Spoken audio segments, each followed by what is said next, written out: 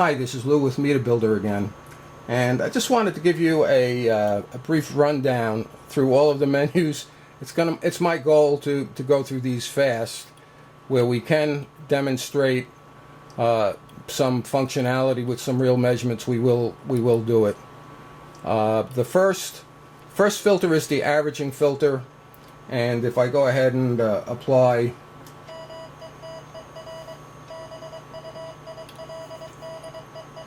Okay, I have some averaging here. It looks like it's almost real time, but there is some averaging compared to the tune. If I go ahead and pick the average menu, the average menu allows me to control the averaging window anywhere from 0.3 to 8 seconds. So let me go ahead and set it at 5 seconds. We won't worry about this other option for now. You can see that the averaging the averaging window has kicked in, and we're getting a lot more filtering. So that's the story with the averaging filter. The alarm has a lot of options. I'll rather than modify all of them, I'll show you through the display what's controllable. You can control the devices that are triggered when an alarm gets activated, and the two choices are the sounder, the relay, or both. Minimum valid power. You can define the minimum power that must be present for SWR measurements to either trigger the min-max function or the alarm feature. As we know, with very low power levels, the SWR is sometimes inaccurate.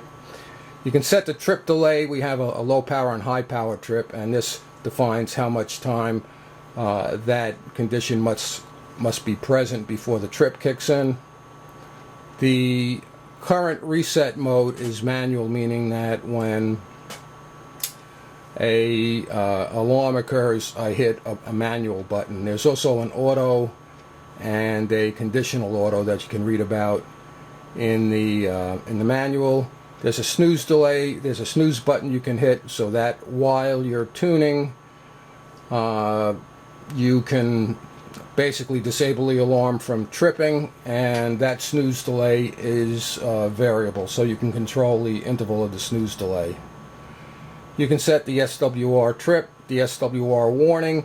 SWR trip controls the relay and sounder. The SWR warning, if you just want an LED indication, okay, and the LED indication for high SWR is the yellow LED on this switch. You can use that.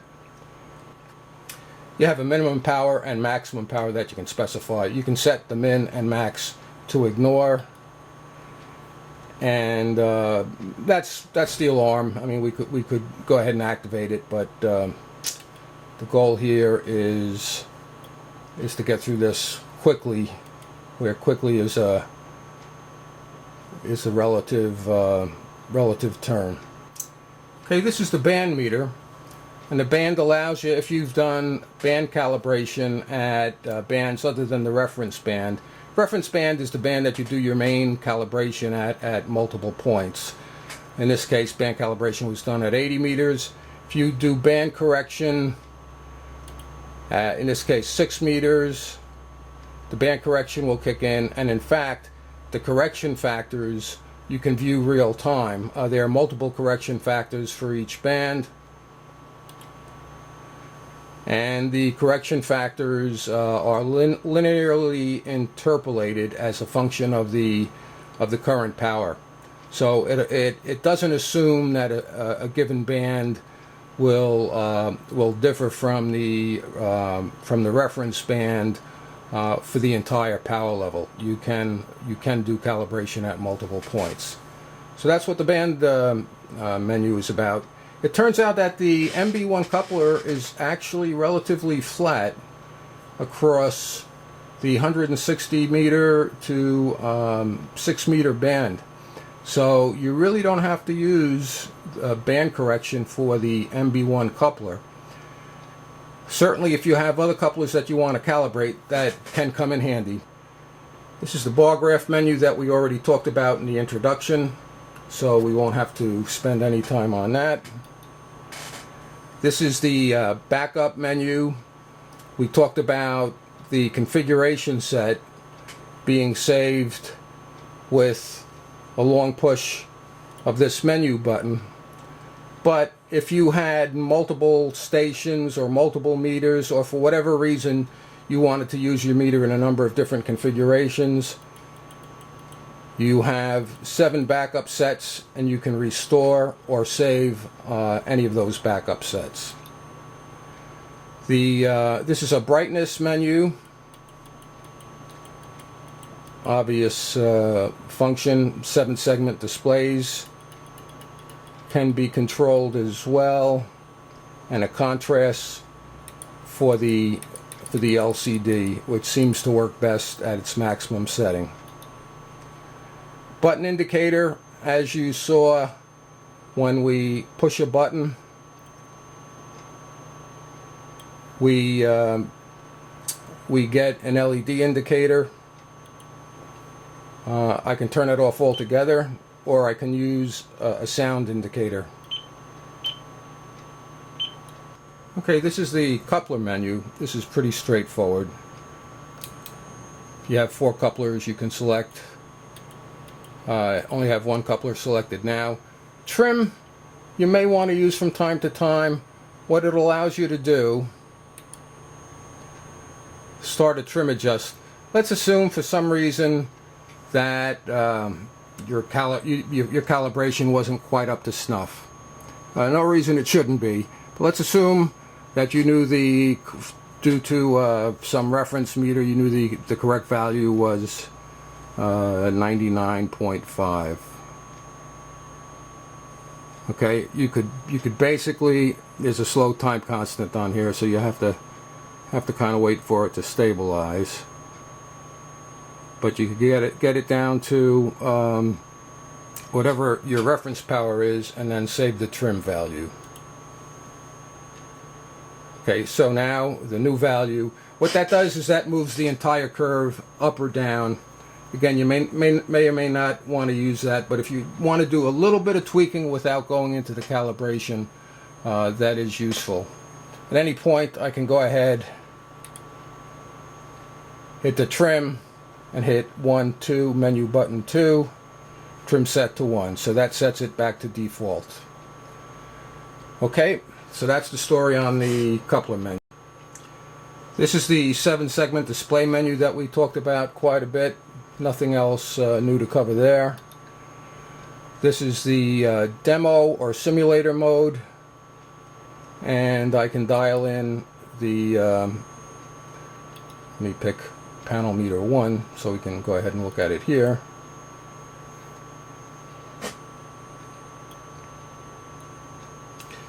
I can dial in the various simulation modes: sweep, full scale, which basically drives the needle to full scale, and there are a few more in there. This one is useful. This is the EEPROM backup. Once you've calibrated a couple of panel meters and a coupler, and maybe have a half hour, an hour, some serious time put into setting up the meter, you'll get upset if you accidentally erase one of your calibration tables. So what this allows you to do is to pick the RST is the restore, the BKP is the backup. So you can basically take your EEPROM settings and back them up to a file on the PC. Should you need to do a restore, you basically take that file, set this to the restore option, and read them back in. There's also an OEM setting that allows you to download a new set of what we call OEM calibration tables from the MeterBuilder website. So if we update the MB-1 calibration table, actually we've added the bird calibration table to it. So you can basically update the calibration section in the EEPROM that stores these OEM calibration tables and load them into the couplers without doing a point-by-point calibration. Saves you a lot of time. The LCD configures the LCD configuration. I can set the top left value to average, delete. I can turn the entire LCD off. The second field, peak, basically defines, in this case we have it set to peak forward. Now it's peak delivered. Basically defines whether the peak measurements that are processed by MB-1 will be peak forward or delivered, which is the forward minus the reflected. And that's global for all peak measurements, whether they're displayed on the bar graph, the panel meter, or the 7-segment display. The L3 SWR, option 1, option 2, option 3. I can actually set this to display min-max functions, kind of like we did with the like we did with the 7-segment displays. I can turn it off completely, or I can set line 3 of the LCD to show reflected power, real time, and SWR, which is the default. Again, why do we even have an LCD? It turned out to be a pretty compact and nice display. Of course, we wanted to include the bar graph, but certainly if you find the meter a little bit too busy with the LCD menu, you can turn it off. Okay, min-max we discussed. This is the panel meter. We discussed that in detail. Panel decay and panel hold, that's worth spending a couple of minutes on. Let's do the peak hold first. Right now I have this set in peak hold full scale setting of 200 watts and an 800 millisecond peak hold. So you can see 800 milliseconds roughly. After I stop talking, the needle moves down to either 0 if I stop talking altogether, or the current new power. Peak hold allows me to modify, again, the old, which means current setting, new setting. So if I wanted to go to a fairly high peak hold, such as 3 seconds. Hello, test 1 2 3. Hello, test 1 2 3. Okay, what happens here, and I mentioned this in one of the earlier videos, if I talk and then bump up the meter a little bit more, and then bump up the meter a little bit more, and then a little bit more, I can eventually, at some point I'll run out of space. But each time power is increased, the peak hold timer gets reset. So just keep that in mind. I think that's the most reasonable way to do peak hold. And again, just wanted to give you a real example running with live power so you could see how the peak hold worked. Again, you have a lot of flexibility here. You can set the peak hold interval anywhere from 100 milliseconds to 9.9 seconds in 0.1 second intervals. Okay, the feature we're going to talk about now is the panel meter decay time. I'm using panel meter 3 and I have it set to the auto range function. So right now, once I go above 20 watts, you can see it instantaneously upscales to the next highest power. But when I go back down to 5.3 watts, you could see it took a little while. Let me go ahead and do that. The up range, I'm now in the 200 watt full scale. And you saw it took a little while for the downrange to occur. And the reason for that is if it occurred instantaneously, certainly with the uprange, you want it to occur instantaneously. Otherwise, you're going to have an overrange condition. But with the downrange, if that occurred instantaneously, for a signal like voice, your meter would be going back and forth between all of the auto full-scale ranges instantaneously, and you basically get nonsense. The panel meter decay, And what that does is that controls the amount of time when I downrange before the meter does indeed go back to the lower range. It's currently set to 1 second. Let me go and exaggerate it a little bit. And all right, 3 seconds is pretty good. So let me repeat that experiment. Okay, as soon as I go above 20 watts, I uprange to the 200 watt range. Now let me go back to the 5 watt range. And now you see there's a 3 second interval. Okay, again, I've upranged to 200, downranged to 5 watts, and it basically gives you control over how long you want the needle to stay in the higher range once it's upranged before it resumes the lower range once the current measurement is in a legal lower range, if that makes any sense. I think you probably get it. It's spelled out in detail, but the two, the peak hold and panel meter decay, have a similar interface. You simply hit the button and dial in the new value with the pot. Alright, so that's the story on panel meter decay. Okay, here's the screensaver menu. You can turn the screensaver on or off. That light, yellow LED lights to let you know it's off. You can also set the delay in minutes from 1 to 9. Personally, I don't like the screensaver when it kicks in. I usually disable the screensaver. It's okay to do that. I mean, when you turn the meter off, of course, you're not putting any wear and tear on the display devices. One thing I will mention, notice we have a lot of LEDs. The scheme on the LEDs is as follows. Green LEDs mean normal conditions, like the panel meter, full scale, bar graph full scale. But something like screensaver disabled brings up yellow a little bit more for your attention. If I bring up the simulator and start running that, the simulator LED lights yellow. So the point is, if you ever have a situation where the meter doesn't seem to be working right, you're getting simulated values instead of real power values, take a quick look at the LEDs, and if there are any yellow LEDs, you might have a setting that you didn't intend. So in this case here, turning off the simulator will let us resume real power measurements. Things like the alarm trip are red. I believe that's the only red LED we have. So green, everything is you have it set to a reasonable setting.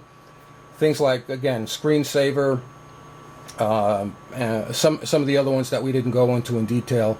When you see yellow, that's probably something to take a look at if your meter is not operating properly. Of course, if you set up your startup set options and don't modify them, you'll never have an issue. But of course, I don't think you'd buy MB-1 if you didn't want to play around with all of the features. So, okay, that's the story on the screensaver. Okay, I think we talked about this in a previous video. This is the speed setup and controls the update rate. The first field controls the update rate of all of the numeric displays. So if you watch these numbers here, you'll see them speed up. And the same with the numbers that are changing on the 7-segment displays. Same on the large displays. I personally like the lower speed. The point is that for a quickly varying signal, you need to see a measurement. The measurement needs to be displayed at least long enough for you to see it. So you do have some flexibility there. The bar graph setting of 5 is probably adequate. In most cases, you really don't see much of a difference. Panel meter 9, I had that set to the highest speed because I was going to demonstrate the high-speed code, and I wanted to make sure that high priority was given to the panel meter so that it would be able to follow the code in real time. So that's the story with the speed menu. And we basically got through all of them. We're back to alarm. So hope that gives you an overview, and again, I hope you enjoyed another one of MeterBuilder's 5-minute overview videos. Again, thanks for dropping by. Talk to you later.